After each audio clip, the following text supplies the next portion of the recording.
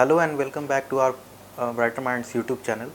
सो आज की जो हमारी ये एपिसोड है वो इंटरेस्ट रेट सिनेरियो में कौन से सेक्टर बेनिफिशियरी होते हैं उसके ऊपर है और कौन से सेक्टर्स के अंदर डिसएडवांटेज होता है। तो आज की हम ये इंटरेस्ट रेट सिनेरियो को लेके जो हमारी ये पेशकश है वो बेसिकली इसलिए है क्योंकि हम एक राइजिंग इंटरेस्ट रेट इन्वायरमेंट के अंदर में जा रहे हैं। बिकॉज फेड ने भी अपनी स्टांस चेंज कर दी है, उन्होंने पास्ट में हाइक्स करी है और अपनी आरबीआई जो सेंट्रल बैंक है उन्होंने भी एक हाइक का स्टांस जो है वो एकोमोडेटिव से चेंज कर दिया है।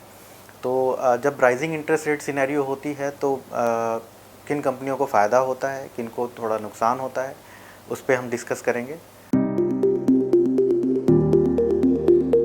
तो बेसिकली जो राइजिंग इंटरेस्ट रेट सिनेरियो होता है उसके अंदर ज़्यादातर जो डेट फ्री कंपनीज़ होती हैं या जिनका बैलेंस शीट की क्वालिटी काफ़ी अच्छी होती है, लेस लिवरेज्ड होते हैं, उनको इसका काफ़ी बेनिफिट मिलता है। वैसी कंपनियां जिनके डिमांड इन इलास्टिक होते हैं उनको बहुत बेनिफिट होता है।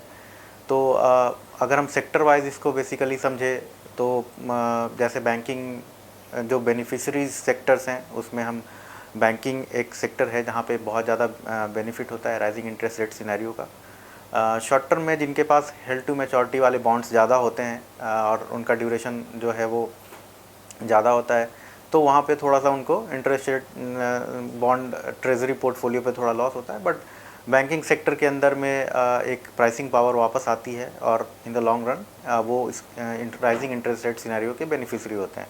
दूसरा सेक्टर जो बेनिफिशरी होता है वो है insurance sector. Because insurance sector का अगर हम देखें तो उनके प्रॉफिट्स के साथ लीनियर रिलेशनशिप होता है राइजिंग इंटरेस्ट रेट का। उसके बाद अगर हम बेनिफिशरी सेक्टर्स के अंदर में देखें तो एनर्जी सेक्टर होती है जिनका कुछ ज़्यादा लेना देना नहीं होता क्योंकि उनकी डिमांड जो है वो मोस्टली इनइलास्टिक होती है, ज़्यादातर हायर डिग्री ऑफ इनइलास्टिसिटी होती है वहाँ पे।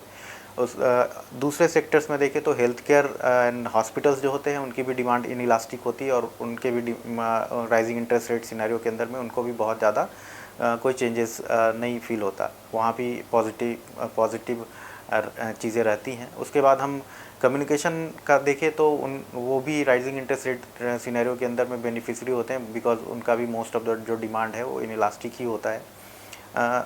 उसके बाद जो बेनिफिशरी सेक्टर के अंदर में है वो है आपका information technology. Because information technology के भी डिमांड मोस्टली इनइलास्टिक ही होते हैं और चूँकि उनकी बैलेंस शीट जितनी भी आईटी कंपनीज़ होती हैं, जितनी भी टेक कंपनीज़ हैं, मोस्टली उनके बैलेंस शीट कैश रिच होते हैं और डेट बहुत ही लो होता है और नेग्लिजिबल होता है in the most cases.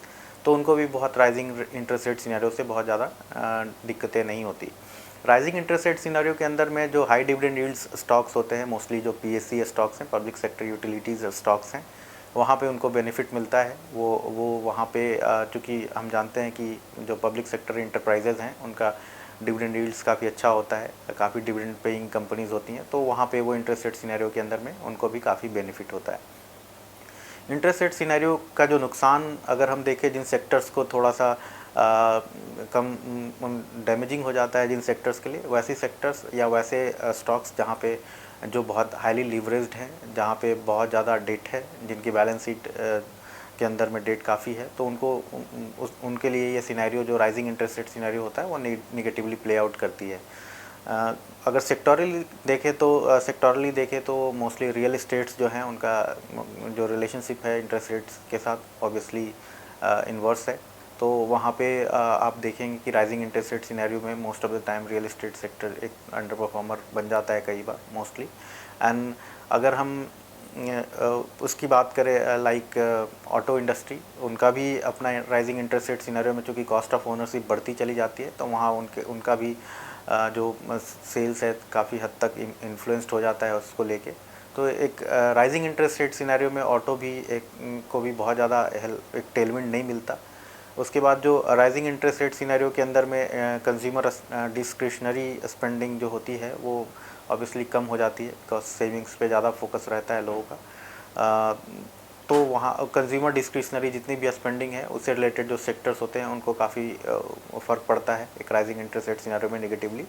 Then consumer staples जो हैं जिनके पास प्राइसिंग पावर होती है, जो प्राइस पास ऑन कर सकते हैं, उनके लिए बहुत ज़्यादा दिक्कत नहीं होती डिमांड इन इलास्टिसिटी की वजह से, बट जो प्राइसिंग पावर जिनके अंदर नहीं होती, जो प्राइस पास ऑन नहीं कर पाते, तो due to rising interest cost वो वहाँ पे उनकी प्रॉफिटेबिलिटी हिट होती है। राइजिंग इंटरेस्ट रेट सिनेरियो में बेसिकली जो कॉर्पोरेट्स के कॉस्ट ऑफ फंड बढ़ जाते हैं most of the time, and उसकी वजह से जो प्रॉफिट मार्जिन है वो स्क्वीज़ हो जाता है। कई सेक्टर्स जिनके लिए मनी एक रॉ मटेरियल है, like NBFCs, banks, since bank के पास एक डिपॉजिटर का अपना एक बेस होता है जिसकी वजह से वो लो कॉस्ट फंड प्रोक्योर कर पाते हैं, तो बहुत हद तक उनको वो उसका बेनिफिट ले लेते हैं। बट एनबीएफसी सेक्टर जो मोस्टली बैंक से प्रोक्योर करते हैं money as a raw material, तो वहाँ पे उनको उनके मार्जिन का थोड़ा सा प्रेशर बढ़ जाता है, बिकॉज अब उनके लिए रॉ मटेरियल कॉस्ट बढ़ जाता है। तो ओवरऑल समराइज़ करें तो जो बेनिफिशरी सेक्टर हैं उसमें बैंकिंग हो गई, इंश्योरेंस सेक्टर हो गया, उसके बाद कंज्यूमर स्टेपल्स जो जिनकी डिमांड इन इलास्टिक है, like FMCG, health care, hospitals, pharma, utilities, IT, ये पॉजिटिवली बेनिफिट होते हैं उसके अंदर में। निगेटिवली बेनिफिट होने वाले सेक्टर्स के अंदर में real estate, auto, consumer discretionary and consumer staples जिनके पास प्राइसिंग पावर नहीं होता। और अगर हम इंडस्ट्री के पॉइंट ऑफ व्यू से देखें, इंडस्ट्री मार्केट शेयर के पॉइंट ऑफ व्यू से देखें, तो मोस्टली जो लार्जर प्लेयर होते हैं वो मार्केट शेयर फर्दर कैप्चर करते चले जाते हैं, बिकॉज जो स्मॉलर प्लेयर होते हैं उनके लिए फ़ंड को प्रोक्योर करना एट एक सेंसिबल तरीके से वो थोड़ा सा डिफ़िकल्ट होता चला जाता है, जो उनकी अपनी कैपिटल बजटिंग के हिसाब से, उनके अपने क्रेडिट रेटिंग के हिसाब से।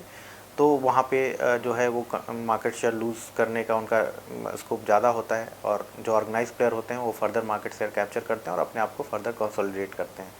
तो आज का जो हमारा एपिसोड था basically rising interest rate scenario में कौन से सेक्टर को किस तरीके से मतलब पोजिशनिंग होनी चाहिए उसके ऊपर था। Thank you and good day.